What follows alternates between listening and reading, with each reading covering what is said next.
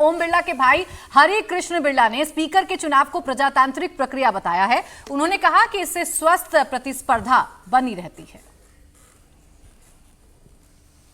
तो देखिए तस्वीरें हम आपको दिखा रहे हैं। लगातार अब जो हमने तो गीता का ज्ञान पढ़ रखा है, जो मिल जाए उस पर संतुष्ट होना चाहिए। हाँ। और नहीं मिले तो भी संतुष्ट है। पूरा परिवार जाएगा? परिवार के जो आए हैं जो चल जाएंगे, बाकी तो सारा परिवार है यहाँ पे। लेकिन अभी नामांकन हुआ है, अब पहली बार दूसरी बार ऐसा हो रहा है कि इस तरीके का चुनाव हो रहा है स्पीकर के पद का, क्या कहेंगे? हालांकि विपक्ष ने भी कहा था कि दूसरे उम्मीदवार होने चाहिए। तो प्रजातांत्रिक प्रक्रिया में चलता रहता है और ये चलता रहना चाहिए, जिससे स्वस्थ प्रतिस्पर्धा होती है। तो अभी क्या शेड्यूल है सरकार? सुबह कब कहाँ निकलेंगे? इतना याद नहीं है। कोटा जाएंगे? कोटा तो 5 तारीख के बाद लोकसभा की स्थिति में। अब देखिए तैयारी दोनों पक्षों की तरफ से की जा रही है। इसे स्वस्थ लोकतंत्र की परिभाषा भी बताया जा रहा है, स्वस्थ लोकतंत्र की इसे तस्वीर भी बताया जा रहा है। विजय जी आप कुछ ऐड कर रहे थे शायद शिवम त्यागी जी की बात। इलेक्शन के लिए तो जैसे मैंने भी जिक्र किया कि इलेक्शन को इतना नेगेटिव तरीके से नहीं लेना चाहिए। इलेक्शन हो रहा है तो डेमोक्रेसी मजबूती होती है, इसमें कोई ऐसा बड़ा नुकसान नहीं होता।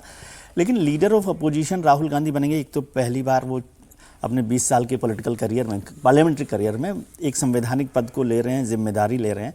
और जो हमारा पार्लियामेंट्री सिस्टम है वो वेस्टमिनिस्टर से लिया गया है, वेस्टमिनिस्टर यानी ब्रिटेन के पार्लियामेंट्री सिस्टम से। उसमें जो एलओपी हैं, लीडर ऑफ अपोजिशन हैं, वो शैडो प्राइम मिनिस्टर भी होते हैं। तो वो एक बड़ी जिम्मेदारी होती है कि शैडो प्राइम मिनिस्टर का मतलब है कि इस सरकार पर बहुत बारीक निगाह रखना, उसको काम को करना। लेकिन आपने जो बात की उससे मैं सहमत हूँ कि इस इलेक्शन में मोदी वर्सेस राहुल गांधी इलेक्शन रहा। और राहुल गांधी ने जो अपना कॉन्स्टिट्यूशन का, जो भारतीय जनता पार्टी का एक नारा था 400 पार का, और जिसको भारतीय जनता पार्टी के कुछ सांसदों ने गलत तरीके से किया था कि वो संविधान बदल देंगे, उसको उन्होंने पिक कर लिया और संविधान बदलने के नैरेटिव को राहुल गांधी ने बहुत मजबूती से आगे बढ़ाया, जिससे ये नतीजे बदलने में काफ़ी हद तक मदद मिली। ज़रूरी नहीं है कि एक ही बड़ा कारण हो, लेकिन एक बड़ा कारण रहा जिसकी मदद मिली है। और राहुल एक मजबूत विपक्ष के नेता के तौर पे निकल कर आए, ये हमारी शुभकामनाएं भी हैं और उम्मीद भी है, क्योंकि देश के लिए ज़रूरी है कि एक मजबूत विपक्ष का नेता हो। पिछले 10 साल से कोई विपक्ष का नेता भी नहीं था संसद में, तो वो भी ज़रूरी है। तो वो बेहतर करेंगे किस तरह से काम कर पाते हैं।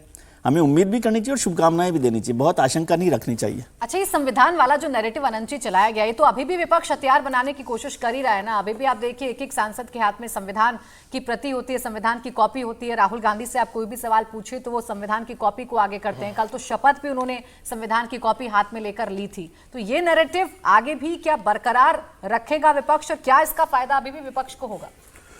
प्राची जी, मुझे लगता है कि संविधान के हाथ में लेकर चलने का नैरेटिव विपक्ष लगातार बनाए रखेगा, क्योंकि उनको लगता है कि सत्ता की कुंजी इसी गुटखा एडिशन से जाती है जो राहुल गांधी हाथ में लेकर चलते हैं। लेकिन ऑन ए लाइटर साइड, कल मैं देख रहा था कि जितने अलग अलग INDIA गठबंधन के जो दल थे, उनके सबके संविधान का कलर अलग था।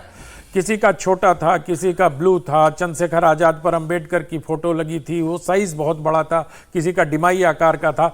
तो मुझे लगता है कि इससे अगर कोई संकेत हम लें, चाहे छोड़ सकते हैं, लेकिन मुझे लगता है कि संविधान के हाथ में लेकर और संविधान बदलकर जो SC ST में एक संदेश गया है, संविधान दिखाकर सिर्फ नहीं हुआ है, उसके साथ जो आरक्षण खत्म कर देने की बात जोड़ दी गई, जो मैसेजिंग हुई है, वो ज्यादा दिक्कत पहुंचाया उसने बीजेपी को। और बीजेपी को अब दलित नेताओं को सामने लाकर, मैं अभी बातचीत में यही कह रहा था कि बिहार में संविधान और आरक्षण का जो गठजोड़ विपक्ष का नैरेटिव था, वो इसलिए नहीं चल पाया कि वहां चिराग पासवान और जीतन राम मांझी जैसे 2 बड़े दलित नेता ये आश्वस्त कर रहे थे दलित वोटरों को कि हमारे रहते हुए ऐसा नहीं हो सकता है। तो बिहार में ये संविधान नहीं चल पाया बहुत।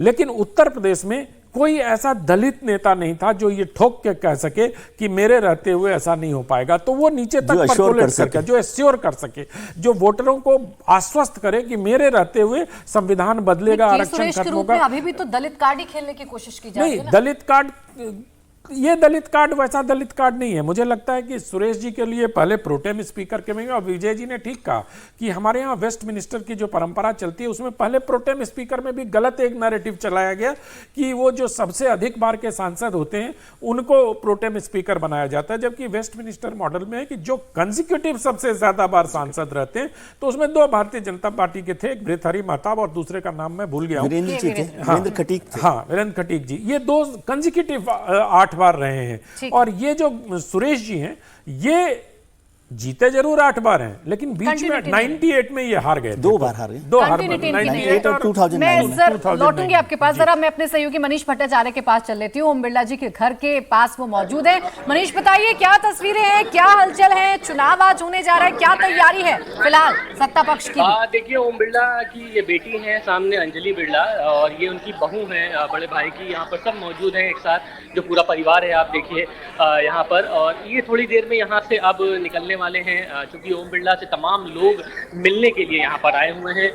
कोटा से तमाम लोग मिलने के लिए यहाँ पर आए हुए हैं। तो आप देखिए, अभी फिलहाल सब लोगों से मुलाकात कर रहे हैं। ओम बिरला के जो बड़े भाई हैं हरिकृष्ण बिरला, वो इस वक्त हमारे साथ मौजूद है।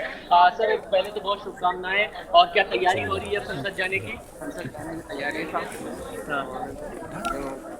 भारतीय जनता पार्टी ने विश्वास व्यक्त किया है, इसलिए तो उनका बहुत धन्यवाद आदरणीय मोदी जी का।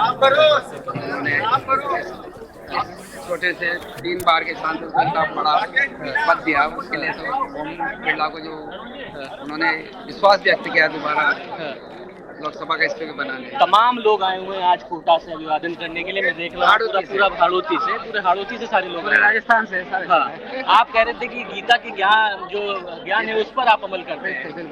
कोई इच्छा नहीं जो मिल जाए, जो संतुष्ट होना चाहिए, क्योंकि इच्छा कभी खत्म नहीं होती, पर इच्छा रखना चाहिए, सपने भी देखना चाहिए, पर जो पूर्ति जाए सपने देखना चाहिए। ठीक है, तो ये ओम बिरला के बड़े भाई हैं हरिकृष्ण बिरला, और आप देखिए आवास की उनकी तस्वीर है घर की। तमाम जो कोटा से जुड़े हुए, देखिए ओम बिरला की ये जो बेटी है अंजलि जी, शुभकामनाएं बहुत। क्या कहेंगे आप, सेकंड टर्म है, कितनी बड़ी मतलब उपलब्धि है? बहुत खुशी की बात है। खुश हैं? अभी आप जा रहे हैं क्या, संसद जा रहे हैं? नहीं, मैं शायद ऑफिस जाऊंगी। अभी आप ऑफिस जाएंगे। तो ये फैमिली है ओम बिरला की पूरी, उनकी बेटी है, ठीक है, पूरा परिवार है। और देखिए, आज बड़ा दिन है, एक बार फिर ओम बिरला को स्पीकर सरकार बनाना चाहती है। और अभी तक के जिस तरीके के आंकड़े हैं उसे देखकर तो जरूर ये कहा जा सकता है कि ओम बिरला लोकसभा यानी कि 18वीं लोकसभा के अध्यक्ष बनेंगे। ऐसी संभावनाएं नंबर्स को देखकर तो कम से कम जताई जा सकती हैं।